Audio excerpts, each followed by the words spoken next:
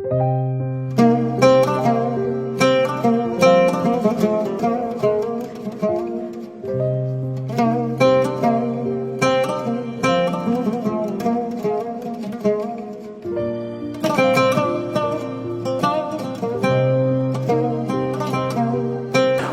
cəmaatı hər həftənin 5-ci günü oradadılar. Bütün təmizlik işlərinə, hamısına baxırlar, Yasin oxunur.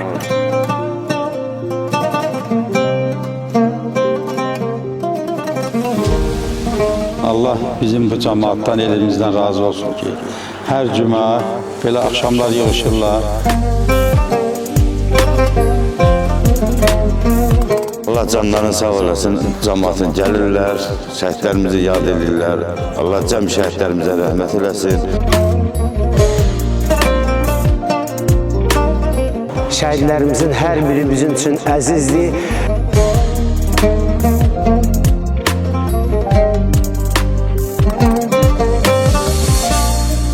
Ne kadar ömrümüz var inşallah, ne kadar Allah bize ömür verip her hafta 5. gün geleceğiz inşallah.